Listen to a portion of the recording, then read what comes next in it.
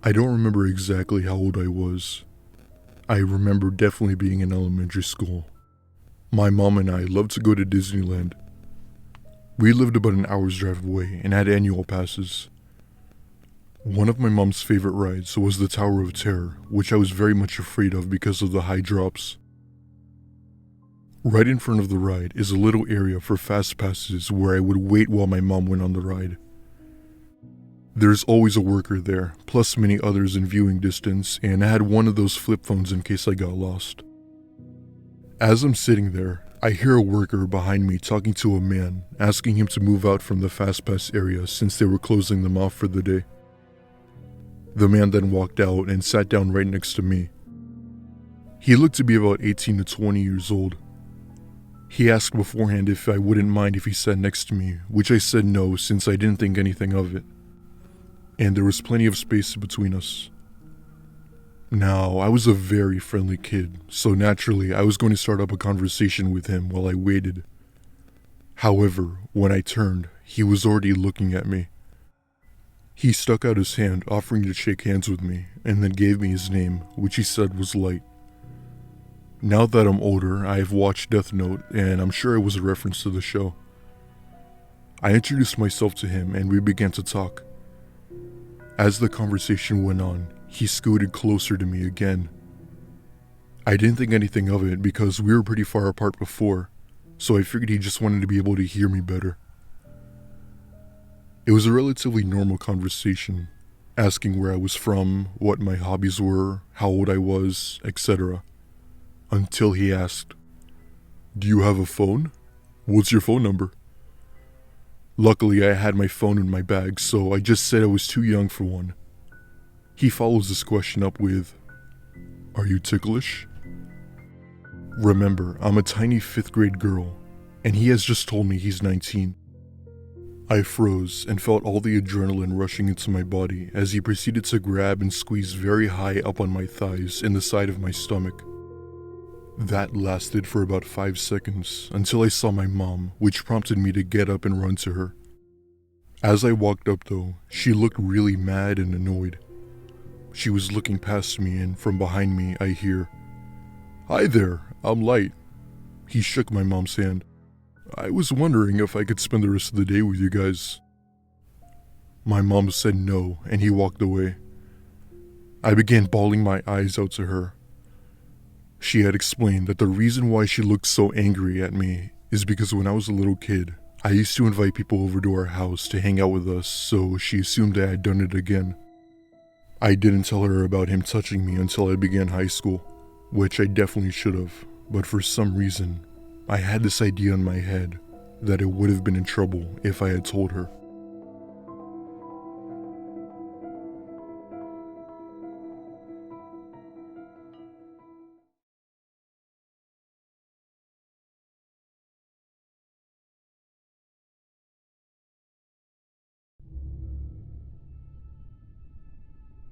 This occurred back in the early 2000s when I was about 8, while on a trip to Disney World in Orlando, Florida. I was from the north and had never been to Disney World, but I couldn't wait to get there as I loved amusement parks and fun attractions all my life. At the time, we had lived in Virginia and we were going to Orlando to visit my extended family who we hadn't seen in ages. My extended family lived about an hour away from the park, which made for a quick arrival. We got to the house by morning, greeted everyone, and packed up for the long day ahead of us. When we got there were thousands of people and several rides along with restaurants and decorations of Mickey Mouse. Basically everything a kid has ever dreamed of. I remembered going on one of the merry-go-rounds while my mom took pictures of me and all that stuff. When I got off the ride, I started looking for my mom, trying to find her, as there were so many people that you could barely see the pavement. I kept calling out for my mom when I feel a cold hand on my shoulder. I turn around and see not my mom, but rather some guy that I've never seen before. "Hi there. Your mom's in the restroom and told me to watch over you." Being only 8 at the time, I believed him and started talking to him about, I guess, 8-year-old stuff. He then said that he had some cookies that he got from one of the stands and that he'd give them to me if I went with him. I was skeptical to say the least, but kids and cookies are natural allies, so I gladly went with him. The longer we walked, the tighter his hand gripped on my arm, as if he wanted me to stay close to him at all cost. I was about to ask him how long till we were there when I heard my mom's voice calling out from behind. Instantly, the guy went pale and let go of my arm. He then started telling my mom that he had seen me lost and were trying to go look for her. With my mom not tending to get involved with other people, she gave him a smile, but I could tell she was pissed, as in, stay the hell away from my kid. Needless to say, I never saw the man again, but as the years progressed, I became a little more wise to what actually happened.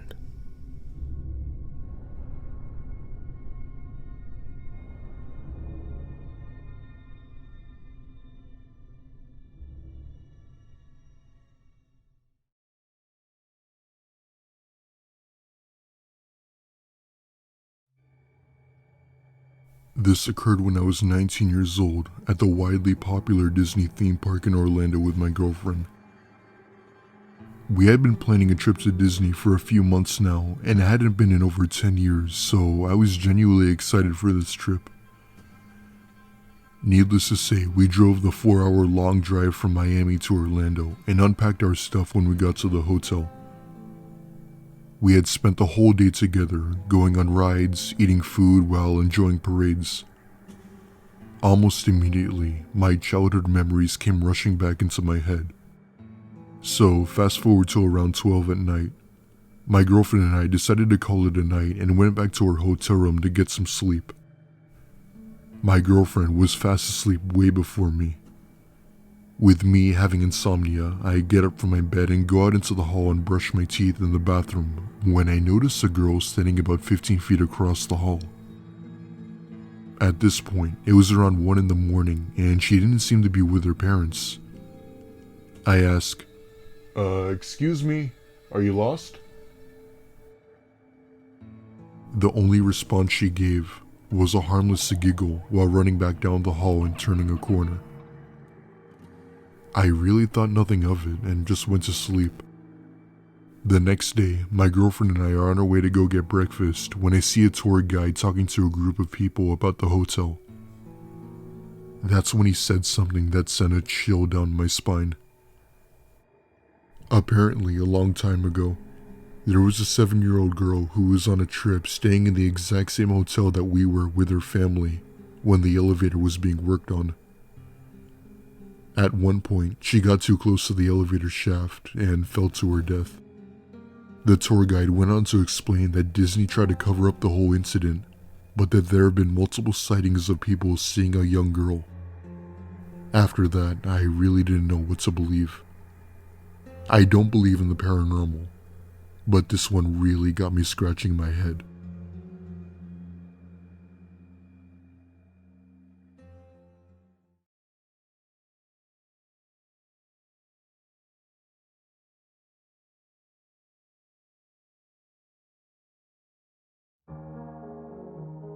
So I wrote a story on here a couple of days ago, but I realized that's not the creepiest thing that's happened to me. I guess I'm just creeper material. This story happened actually around the same time as the other story, maybe a few months prior. My friends and I planned a day to go to Disneyland. It was originally going to be the 4 of us, but my friend that was driving wanted someone else to tag along. The girl that was coming was the 16-year-old daughter of some lady that went to my friend's church. I'm 18 in this story. We pick her up at her house, and She's kind of a small, petite girl, so she sits in the back of the car in the middle of me and my other friend. I notice almost instantly that she's very timid and soft-spoken. I thought she was maybe shy. Right away, she starts talking to me. Just me, even though she knows everyone else in the car. This is the second time I've met her. The first time was at my friend's graduation party a month before, but I only said a few words to her then. The first thing this girl says to me is that she has cancer. I got really sad and thought maybe that's why she looked kind of frail. She went on about how she's staying in the local hospital half the time and her doctors are really nice. I didn't even ask what kind of cancer she had. I was just concerned about making the day fun for her. She then started talking about how her uncle raped her. By now, I'm thinking this girl's gone through a lot, but I was wondering why she was telling me all this when she doesn't even know me. We get to Disneyland and we wait in line for our first ride. She starts telling us that the chemo and radiation is kicking in. I see her walk behind a tree and stick her finger in her mouth and force herself to throw up. By now, I'm thinking something's up, so I ask my friends some questions. They tell me that she's a pathological liar. Okay, that would have been nice to tell me beforehand. Throughout the day, this girl was constantly trying to sit next to me on every ride we went on, talking about her cancer and how she wants me to be there for her. She even pointed out a random stranger in the crowd and said it was her uncle and hugged me to protect herself. A few hours later, she does the exact same thing but points at a completely different guy. We stop to use the restroom, and when I'm done, I realize everyone else is still in the restroom, except her. She starts telling me that ever since she first met me, she knew I was the one.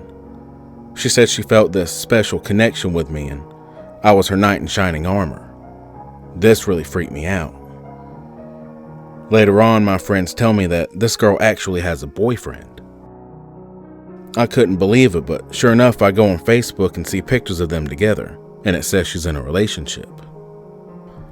Why is this girl saying all this to me if she has a boyfriend? I wanted to leave, but more than anything, I wanted to catch her in a lie. I asked her why she still has hair if she's supposedly been going through all this chemo and radiation, and she turns around, pulls a chunk of hair out of her scalp and says, "See, I'm losing hair as we speak." This girl has issues. I asked her why she's flirting with me if she has a boyfriend and told her it was wrong.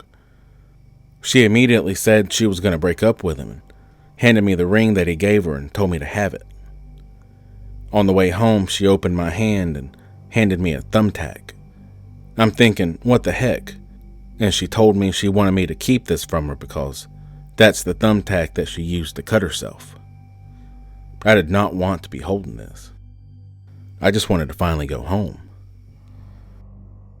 On a side note, during the day we were all talking about colleges we were going to in the fall, and when I mentioned the one I was going to, this girl said that she'd be going there when she goes to college. I thought she was lying again, but I find out from my friends that her dad works at the college and she gets free tuition there, so that happened to be the truth. Of course, the one thing that wasn't a lie. 2 years later, I saw her at school walking to classes and tried to avoid her as much as I could. I did not want to go through all that again.